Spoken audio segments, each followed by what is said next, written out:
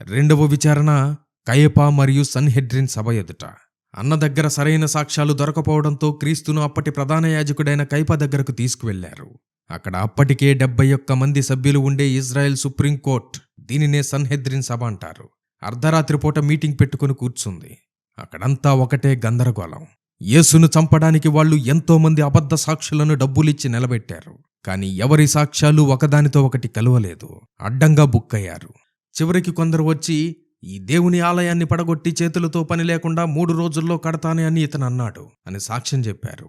కానీ ఇక్కడ వాళ్ళకి అర్థం కాని విషయం ఏంటంటే, క్రీస్తు చెప్పింది రాళ్లతో కట్టిన ఆలయం గురించి కాదు, దేవుని ఆలయమైన తన సొంత శరీరం గురించి. తాను చనిపోయి 3వ దినాన తిరిగి లేస్తాను అని ఆయన ముందే ఒక ప్రవచనంగా చెప్పాడు. ఎన్ని అడిగినా యేసుక్రీస్తు మౌనంగా ఉండేసరికి సహనం కోల్పోయిన కయపా దేవుని తోడుగా ప్రమాణం చేయించి, నిజం చెప్పు, నువ్వు దేవుని కుమారుడువైన క్రీస్తువా కాదా అని అడిగాడు. అప్పుడు యేసుక్రీస్తు నిశ్శబ్దం వీడి ఒక అద్భుతమైన మాట చెప్పాడు. అవును, నేనే. ఇక మీదట మనుష్య కుమారుడు సర్వశక్తిమంతుని కుడిపార్శ్వమున కూర్చుండుటయు ఆకాశ మేఘారూఢుడై వచ్చుటయు మీరు చూస్తారు అని ఆన్సరిచ్చాడు.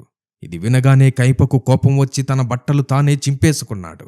ఇక్కడే మనల్ని ఆశ్చర్యపరిచే ఒక బైబిల్ మిస్టరీ దాగుంది.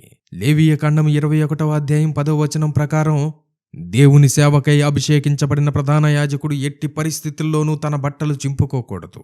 అది అత్యంత ఘోరమైన పాపం. కోపంలో దేవుని చట్టాన్నే కయపా బ్రేక్ చేశాడు. ఇతను సాక్షాత్తు దేవుణ్ణే దూషించాడు. ఇతనికి మరణశిక్షే కరెక్ట్ అని వాళ్ళందరూ క్రీస్తు ముఖం మీద ఉమ్మివేసి గుడ్డివాడిని చేసి గుద్ది, ఎవరు కొట్టారో చెప్పు చూద్దాం అని దారుణంగా హింసించారు, గేలి చేశారు. ఇక్కడ ఆ మత నాయకులు చేసిన అతిపెద్ద మోసం ఏంటంటే, అప్పటి యూదుల చట్ట ప్రకారం రాత్రిపూట ఎవరిని విచారించకూడదు, రహస్యంగా తీర్పులు ఇవ్వకూడదు, పస్కా పండుగ లాంటి పవిత్ర దినాల్లో మరణశిక్ష వేయకూడదు. ఆ విషయం వాళ్లకు పక్కాగా తెలుసు.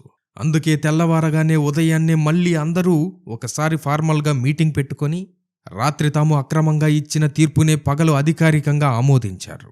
ఎందుకంటే రాత్రి జరిగిన ఈ అక్రమ చీకటి విచారణను రోమా గవర్నర్ పొంతి పిలాతు ముందు ఒక చట్టబద్ధమైన తీర్పులాగా చూపించడానికి వాళ్ళు ఆడిన నాటకం ఇది.